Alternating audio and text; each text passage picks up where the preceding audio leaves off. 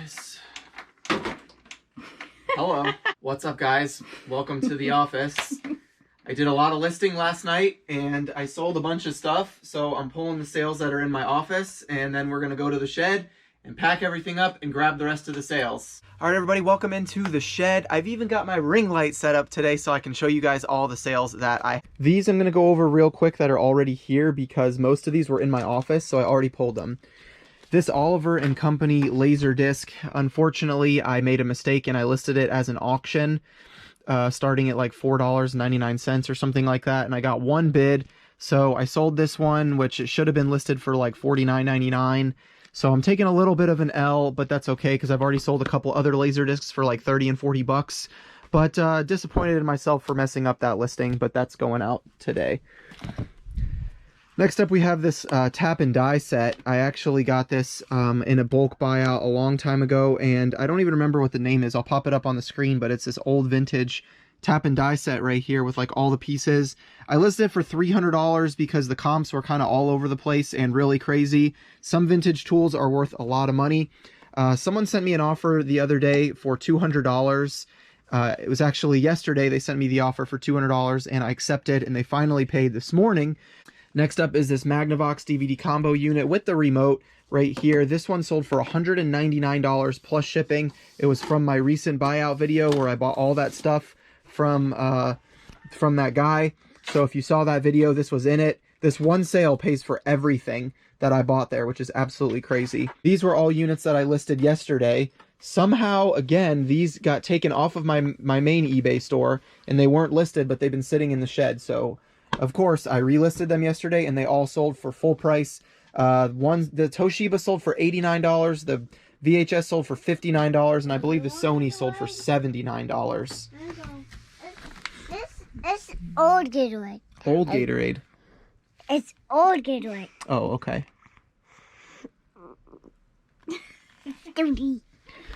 All right, these Snap-on shoes were a sale from Sunday, I believe, and the buyer never paid on Monday. They finally paid this last night, so these are going out. These sold for $50 plus shipping, a little less than what I was wanting to get, but I got these at the flea market for like $9, so still a good sale.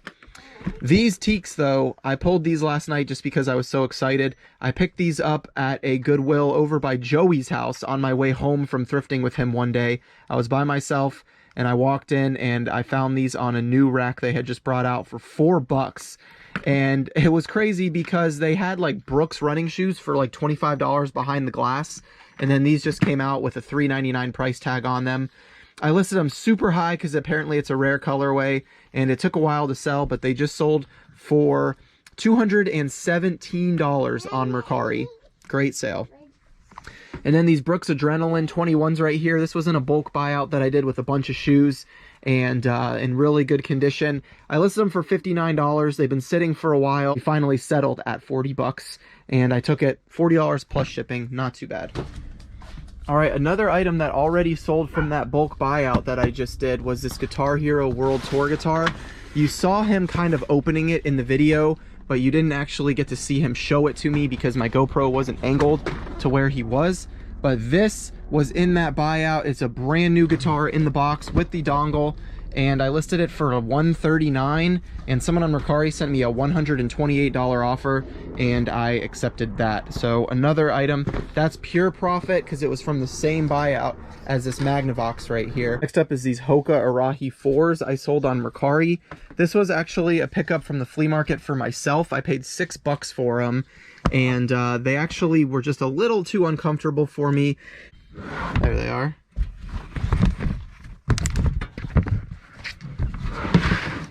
So these had some tears on the back ankles right here, which is, I bought them for myself so I could try them out because they were so cheap. But you can see there's little tears there, and a lot of runners don't like that. But other than that, they're in pretty good condition. I paid $6, they didn't fit me, and I sold them on Mercari. I accepted an offer last night of $40. One lowly sale on Poshmark yesterday. Well, actually two. I sold this puffer vest right here, the Florida Gators one, but I already shipped that out yesterday. So I sold that for $33, and then I sold these Merrell kids shoes for $29. I accepted the best offer on those, and they are right here in this kids shoe bin. So I'm happy to be moving kids' shoes because I got a lot in there. Not a crazy sale, but kids' shoes do sell well. I paid $6 for these at a Once Upon a Child. Shipping is done. It took a while because I had to reconstruct a lot of boxes here for these combo units, but here you can see they're all done. This is the Guitar Hero guitar, and then this is that Tool tap and die set, and then we got combo unit, VCR, combo unit, and then I just sold a pair of jeans on Poshmark for 33 bucks. So I just printed that out real quick, and then all my other sales are already at the door. So I'm gonna load these up, head to UPS, and pick up my son from school, and then I'm going to come home and list all the shoes I got from the flea market. All right, there's all the UPS stuff going out, not too bad. 5, 6, 7, 8 sales there, and then I think, what was it, 8 sales going out UPS. So we had 16 sales going out, something like that. 1, 2, 3, 4, 5, 6. So 14, because that was the giveaway. 14 sales, not too bad. I thought I'd do something a little bit different for this style of video. As you saw in the title, I'm going to be talking about the worst and best things that you can do for your reselling business. So if you're a full-time reseller and you're like me, you probably have experience with maybe a little bit of stress, maybe some anxiety, maybe some frustrations, maybe a little bit of everything, but then there's also a lot of rewarding stuff that comes with being a full-time reseller as well. And so I thought maybe if you're a newer reseller or you're part-time looking to go full-time, or even if you're full-time, these are good things to remind yourself of. And so you can feel free to listen to this podcast style while you're listening, or you can go ahead and watch my face as I'm talking to you about these different topics. So I'm going to go over 5 of the worst things that you can do to yourself as a reseller. So there is a pretty broad and huge spectrum of things that you could probably consider that would be really bad for your business, worst things that you could do. But these are 5 that I feel like are really important and not a lot of people talk about them. So let's jump in. Number 1, and I feel like this is probably one of the biggest learning lessons for me, one of the things that I did way too many times would be comparing yourself to others. There are so many other resellers out there. There are people with 100K 90-day totals, shout out Tim, and then there's other people with 10K 90-day totals, but you just don't know everybody's situations. For example, you don't know how many hours that person works. You don't know if they offer free shipping or if they offer calculated shipping.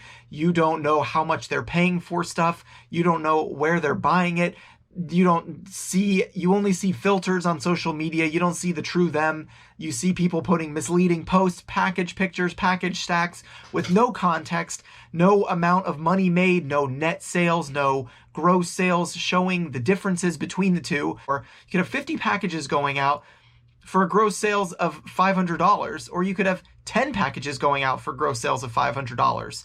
You just really don't know what's underneath or even inside those boxes or packages. And so comparing yourself to others, especially on social media as a reseller, is one of the absolute worst things you can do. It will do nothing but bring you down, get you frustrated, stress you out, make you think that you're not doing good enough. And it also depends on your lifestyle. If you live a very frugal lifestyle or your cost of living is very low, maybe you can afford to have a $10,000 90-day total and still be okay.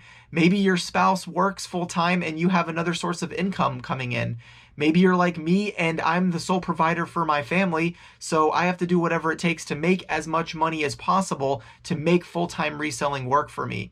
But either way, either side of the coin there, it doesn't really matter because you have to focus on you and what works best for you and your business model. So comparing yourself to others is an absolute trap that can ensnare you and can cause you to be so overwhelmed with reselling that you could want to quit or give up.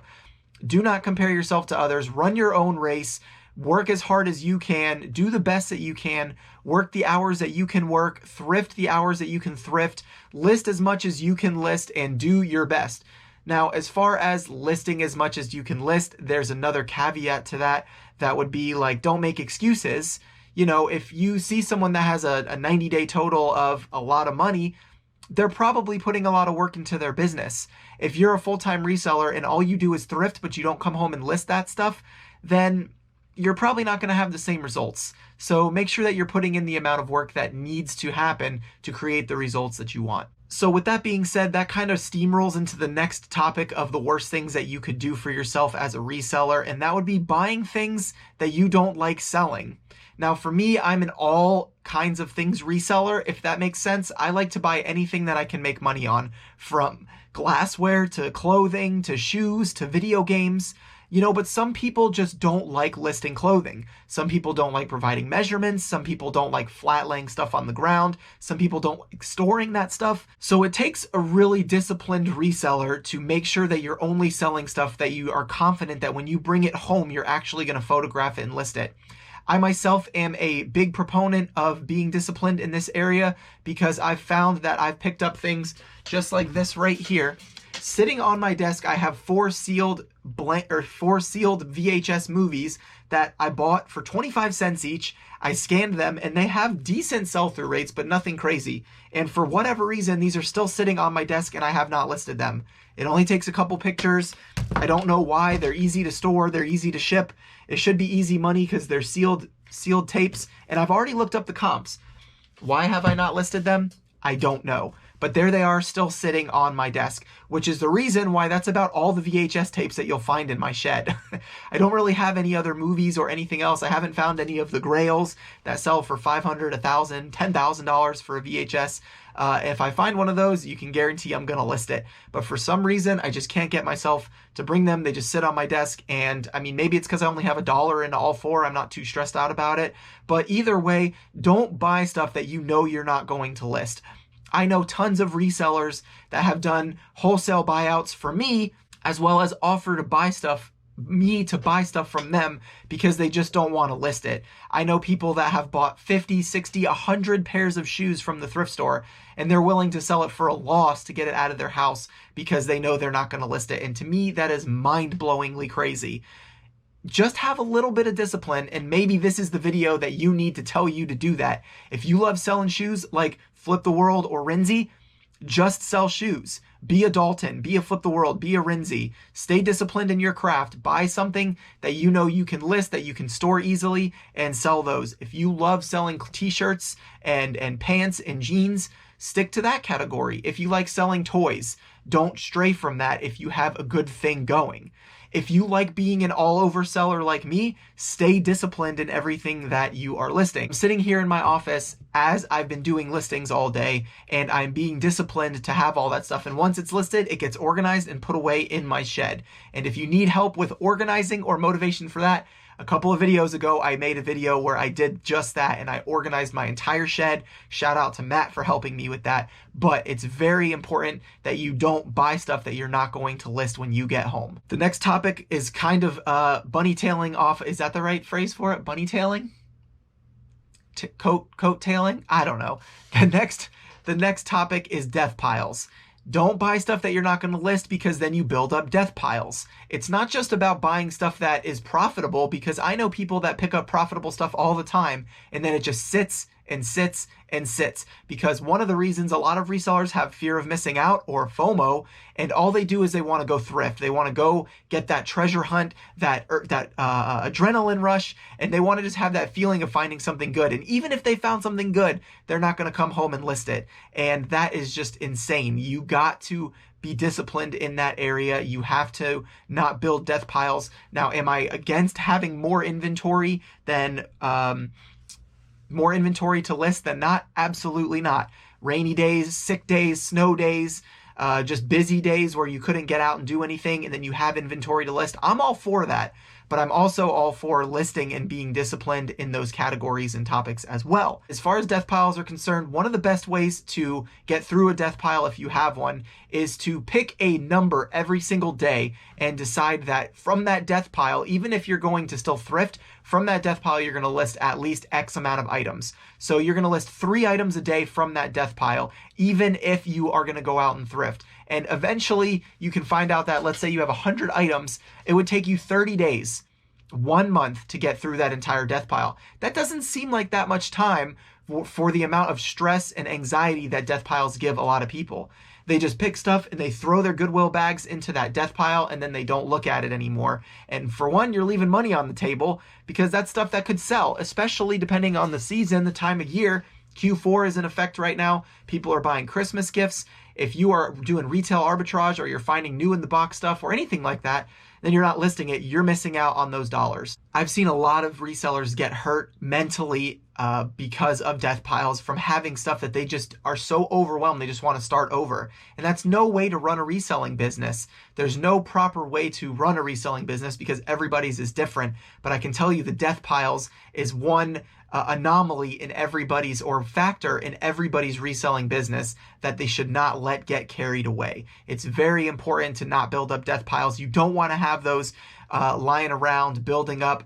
You're losing money, you're building stress, and it'll never work out in your favor. I have not met one reseller that absolutely loves their 200, 300, 400 item death pile and just says, oh yeah, I love looking at this $5,000 worth of stuff that I can list, but I think I'm going to go thrift. Another one of the worst decisions that you can make as a reseller is not looking up stuff in the thrift store.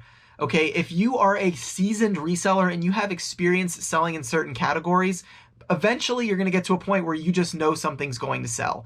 GameCube games, for example. A lot of GameCube games, Mario Party, Mario Kart, they're no-brainers. You don't have to continuously scan them up to see if the market went up or went down a couple of dollars. You can be sure that those games are always going to sell for you and they're going to sell fast. If you are a reseller and you're looking in categories that you are unfamiliar with or you're unsure of, or even a brand that you're not familiar with, for example, Magnavox DVD combo units, not all Magnavoxes are created equal.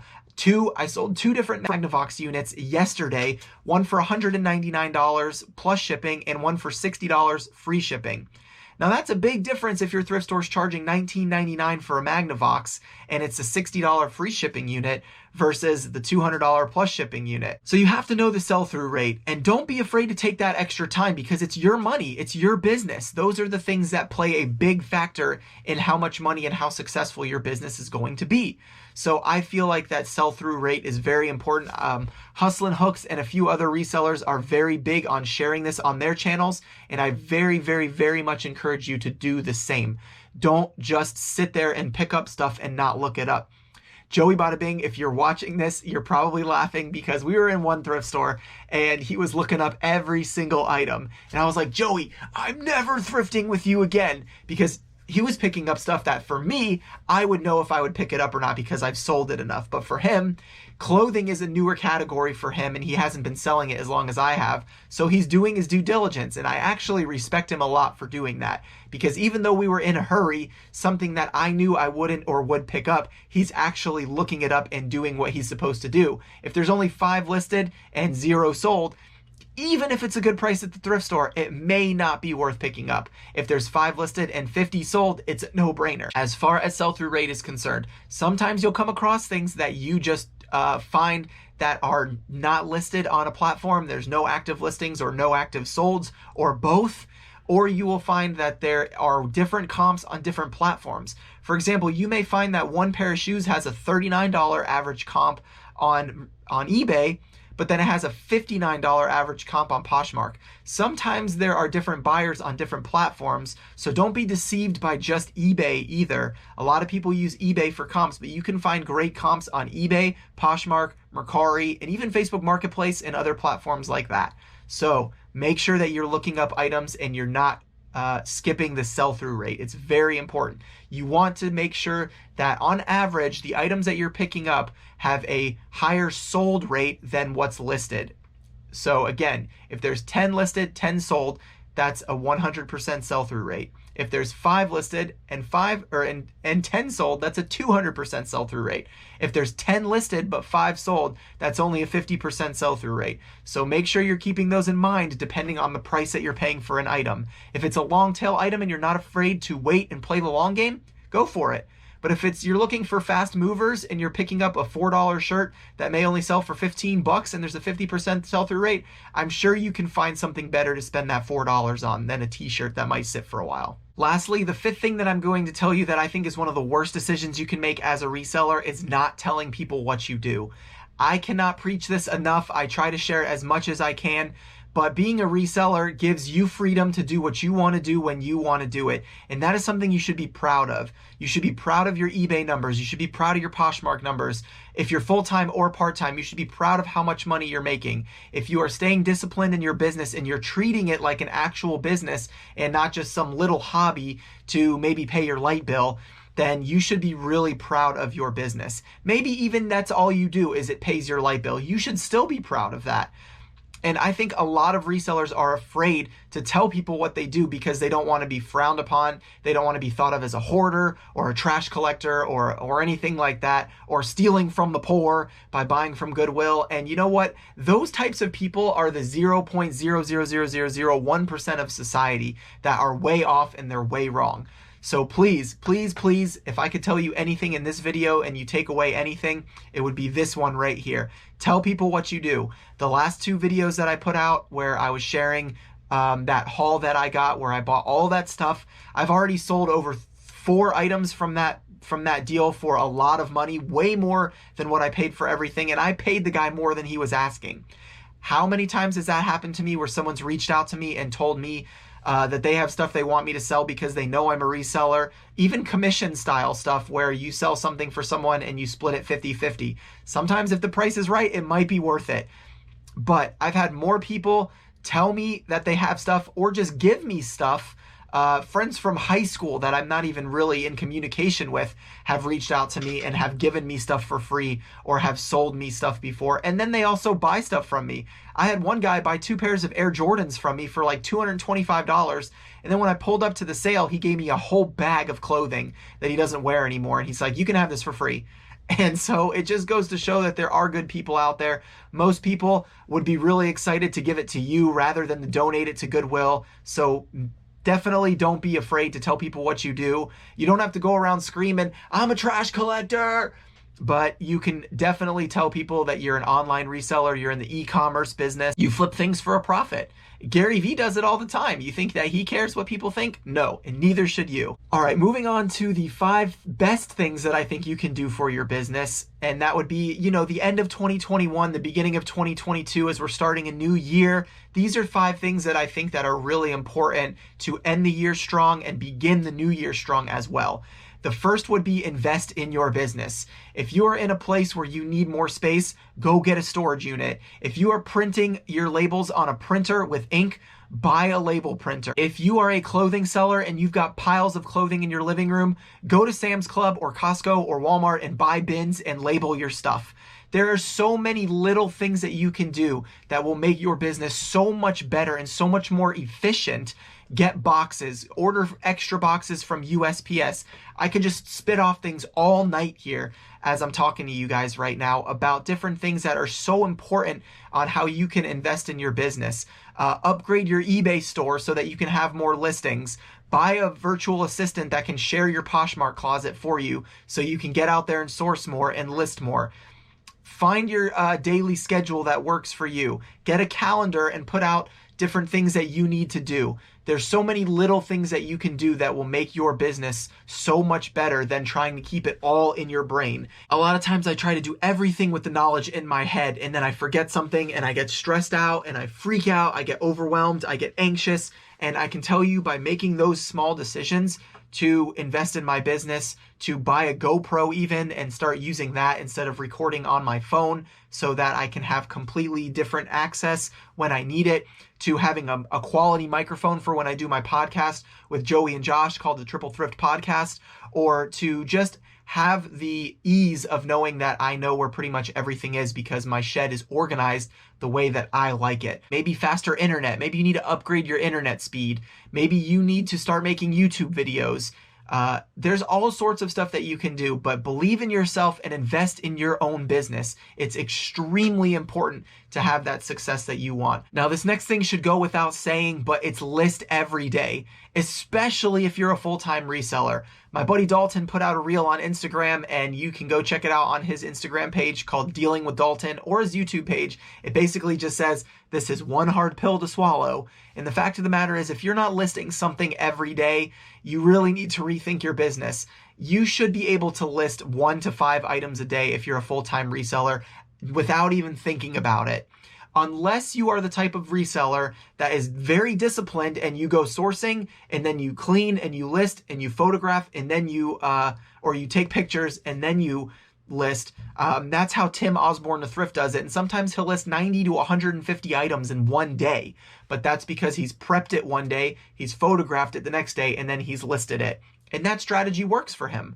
But the average reseller needs that constant listing of every single day to feed the algorithms of eBay and Poshmark and Mercari. And you need to stay on top of your listings and refreshing them, especially on those platforms like Poshmark and Depop, where your items can just get lost in a sea of other listings.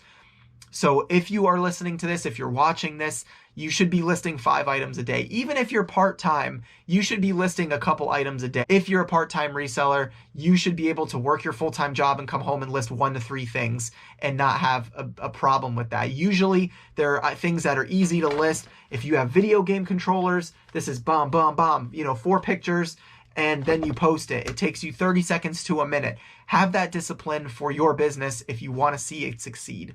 One of the best things that you can do for your business is keeping track of your numbers. And one of the things that I do that helps me is I bought the spreadsheet from Adine and Melinda over at the Hustlin' Hooks YouTube channel. And if you guys go buy that, it's $50 for the year and it'll tell you everything. Multiple people have spoken on it, so I don't need to get into details about it. But knowing your numbers, knowing how much you're spending, how much you're selling for, how much profit you're making. There's too many resellers out there that are sharing big bolos or things that they sold, but then they don't even know how much making they're on it. And they're like, I think I bought this at a thrift store for like $8. And they don't even really know how much money they're making. And to me, that's a little bit sad because you should be able to know your numbers. If you're as detailed as Adine is, you should know your numbers to the penny. And you should be able to go into your spreadsheet and say, wow, I've made $5,000 in gross sales and $2,700 in net sales this month, or whatever your numbers are. You shouldn't have to just say, well, I don't know, I just buy and sell. I don't think that's any way to run a reselling business, and I don't think that you should think that that's any way to run a reselling business either. This is an actual company for most people. This is a business, an LLC, a corporation, a way to provide for their family. And if you are just out there saying, well, I think I made $60K this year, or I did $100,000 in sales this year. Well, how much did you spend to make that $100,000? I know Amazon sellers that say that they make $2 million a year, but they're spending $1.8 million in product and Facebook ads. Don't get me wrong, $200,000 is a lot of money, but they're spending 1.8 and showing that they're making 2 million, but they're not really showing people that the net is 200K. It's very deceitful. You need to be aware of those things in the reselling space, whether it's retail arbitrage, Amazon, eBay, anything like that. And you need to know your numbers. You need to know if your goal is to make $20,000 and you did $30,000 in sales, did you actually net $20,000? What were your goals? How did you get there? What are you picking up? How much are you selling it for? Are you trying to increase your average sales price or anything like that? You can see all of those things on the spreadsheet that Hustlin' Hooks provides, and it is a great tool. Again, with being organized and investing in your business, it's another thing that you can invest in and have a great tool to know all those numbers. I can go straight into my spreadsheet right now and tell you how much money I've made so far for the month of December, without even questioning it and knowing, because I enter my cost of goods, I enter my shipping costs, I enter the fees on each platform, I enter the gross sales, and it calculates it all for you. So knowing your numbers is extremely important, especially when it comes tax time. There's so many resellers out there that don't even know what they're doing when it comes to taxes, and you can't just hand your accountant, or you can't go on TurboTax and just say you made $100,000. That's never going to fly. And so knowing your numbers is extremely important. Another thing that I think is extremely important, one of the best things you can do, is constantly be willing to learn. There's so many resellers out there with great knowledge and willing to teach, willing to show you, willing to teach you how to ship something, willing to show you how to clean something like a pair of shoes, for example. You can see that video a couple videos back on my channel. Or someone willing to teach you a new bolo. Courtney from Bolo Buddies is a great example where she's always sharing other people's bolos on her channel. Great things you can learn in different categories. You can watch other resellers like Hyphy Gold or Phoenix Resale or Cheap Finds Gold Mines if you want to learn about a lot of video games. You can watch other channels like Dom Primetime Treasure Hunter if you want to learn about comic books. There's a guy that has a whole channel about postcards. There's a guy that has a whole channel about plush. There's all sorts of content out there. And if you're not willing to learn, you're not going to be able to earn. And I think that that's a big thing, especially if you're talking about new categories, because there are big differences between Beanie Babies and Squishmallows. There's a big difference between a first edition book and a regular print of a book. And so all those things factor into how much money you can make in your business. And so always be willing to learn, always be willing to watch other resellers to learn from. There are a lot of great people on Instagram, YouTube, TikTok, whatever type of content you'd like to consume, whether it's videos or podcasts. All the content is out there and a lot of it is free. You don't necessarily have to pay thousands of dollars for a course to learn how to be a reseller. The last thing that I want to share for this video that is one of the best things you can do for your reselling business is simply just to believe in yourself. You've got to find it in yourself to know that you can do this. And if you're watching this, I'm telling you, you got this. You can do it. You are a great reseller. You know your stuff. Believe in yourself and know the products that you are willing to pick up and willing to sell and willing to list. Be disciplined to buy stuff and come home and list it. Get on social media, build a following, and get people to believe in your business as well. There are a lot of people on YouTube that make reselling content that their fans buy stuff from them, and that's another avenue or source of income. And I think it's awesome. If you are not believing in yourself, if you're not trusting in your ability as a reseller, then you need to get a friend who can motivate you, who can push you, who can talk to you on the phone and tell you, no, you got this. List 2 more things. No, you got this. Get out to that thrift store and find something. Don't walk out of that thrift store until you found something profitable. Sometimes it takes looking in new categories. Start scanning the jeans section and look through. Find some Levi's, find some Miss Me's, find a brand that you're not familiar with. Start looking stuff up. Believe in yourself and know that you can do it. You are solely responsible for the success of your business. And I try to share as much as I can to motivate, encourage, and inspire people, whether it's on Instagram or YouTube, to know that they can do it if I can do it. I'm just a regular guy, but I have a lot of drive. I use things like my family, my 2 boys, my wife, and things like that to push me to be the best that I can be every single day. Some days are better than others. Of course, you're going to have highs and lows. Reselling is a roller coaster, and you need to understand that. Some days are going to be better than others. Some days are going to be filled with bolos and amazing sales, and some days are going to be you sitting in your office and listing 100 items with no cha-chings. And that's just what it takes to be a reseller, especially if you want to be a full-time reseller. You can't just survive on the peaks, but you have to be willing to go through the valleys as well. And so with all that being said, believe in yourself and trust the process. Being a reseller has so many rewards that it outweighs working for somebody else every single day of the week. I hope this helped you guys. I hope this motivated you, encouraged you, inspired you, maybe make you change something in your business. Hopefully you're listening to this and watching this and you learned something, because that's the reason I'm putting out all of these videos. It's not just for no reason at all. And so if you liked this video, hit the thumbs up button for me. Leave a comment down below which topic meant the most to you, which thing that I said helped you out the most. And I would love to hear your feedback. Is there something that you think is the best for someone else's reselling business, or one of the worst decisions you could make? Let me know about those in the comment section too. And make sure to subscribe to the channel if you're not. Thank you guys so much for watching. As always, I have a video coming out every single day this week, so I will see you again tomorrow. Peace, money.